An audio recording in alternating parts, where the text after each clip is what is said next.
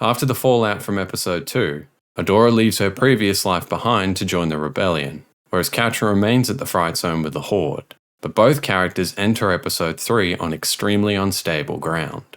Adora's had her worldview completely shifted.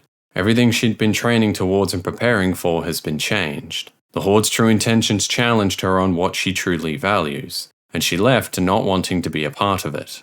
In the process, she failed to convince Catra to come with her, and so unable to go home, she travels to Brightmoon, a place that will likely hate her for what she was once a part of. Her arrival at Brightmoon is loaded with uncertainty around her future and plenty of questions about herself. And yet, despite all that, you could make the case that she is much better off than Catra.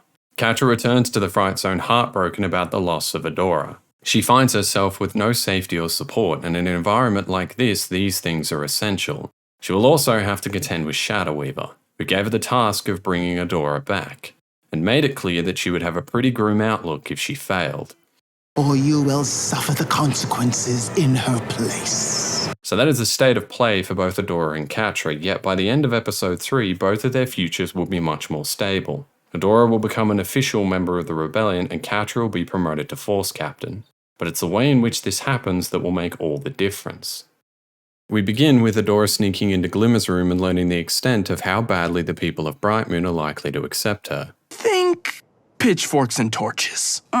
Meanwhile, Glimmer comes up with a plan to surprise Angela with She-Ra. But this plan is rushed and there's a lot at stake, so she's freaking out about it. My mom's on her way, but no one panic. What? I said no one panic! To help pump herself up, she speaks glowingly about She-Ra to boost her confidence. Now, her plan is probably their best bet, and so it makes sense that this is what she goes with. But amidst her panic and frantic running around, she ends up hurting Adora with some of the things she says. Don't worry, she'll love you. All you have to do is use the sword to transform into She-Ra before she gets here. My mom is gonna love She-Ra. We can ease her into the Horde stuff later. She will love you as long as you're She-Ra, not Adora. This really starts to cement to Adora that people don't really want her. She's only around because they need her to get to She-Ra. You can totally understand why Glimmer is doing this, but she basically says, my mom is going to love She-Ra.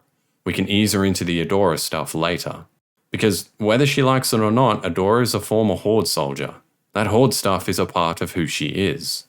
If there was any remaining doubt at this stage that Adora and She-Ra were going to be viewed as the same entity, then that doubt has been crushed.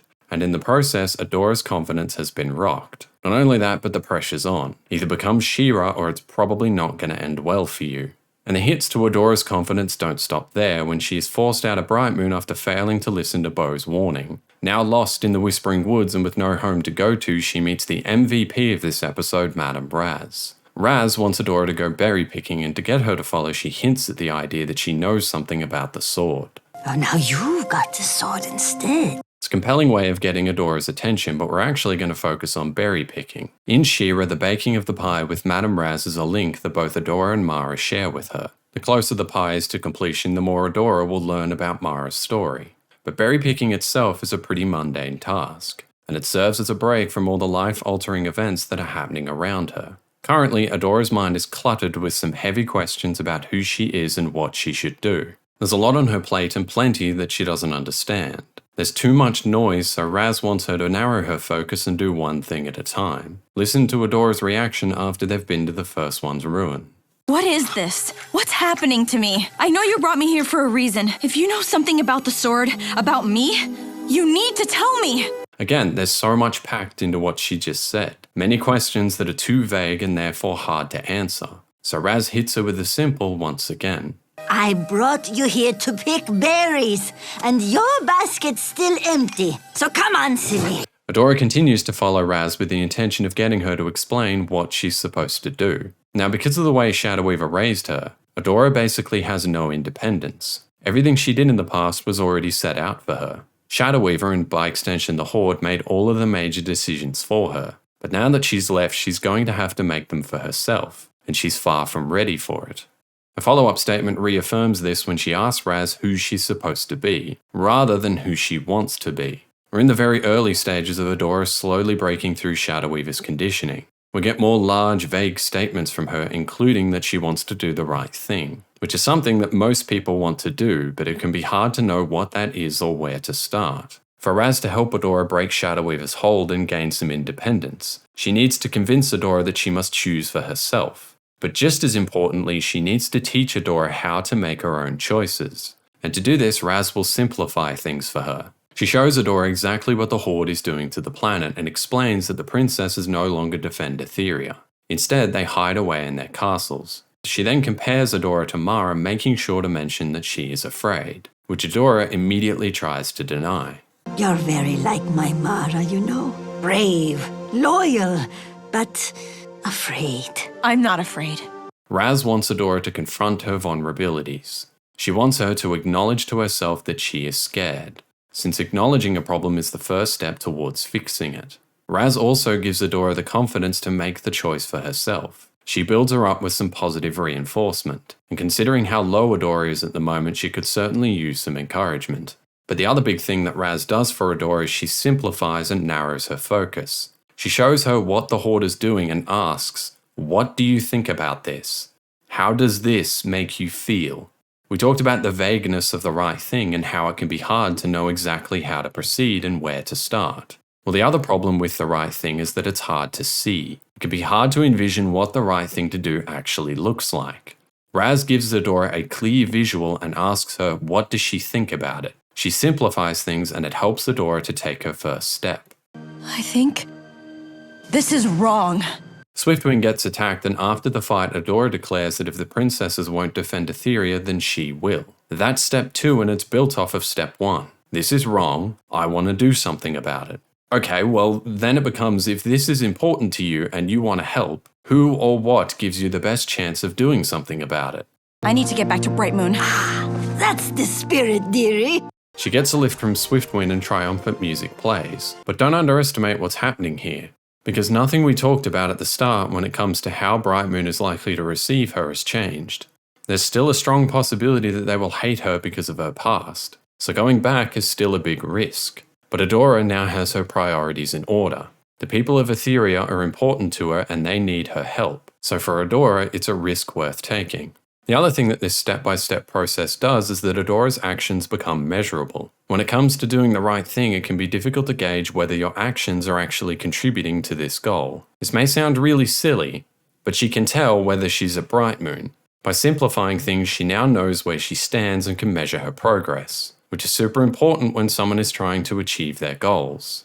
After arriving at Bright Moon, Adora shows us just how much more conviction she has now than she did before. There's no hiding who she is. Instead, she confronts Angela and admits it straight up, a clear sign that she is committed to this cause. I'm now going to switch over into talking about Catra, but I'll mention Adora at times as we go to compare them. So, after Catra gets a stark reminder of where she stands at the Fright Zone, Easy, Catra.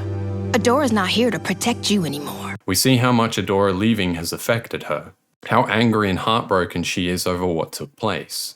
Her emotional state is at a point where dealing with someone is going to be difficult, especially if that person is Shadow Weaver, who keeps blaming her for what happened. So after Shadow Weaver insults her a couple of times, Catra decides she's had enough. Adora's gone. She defected, and I'm starting to think she had the right idea. So maybe it's you who should be showing a little more respect to me. This results in Shadow Weaver running out of patience and taking her to Lord Hordak for punishment.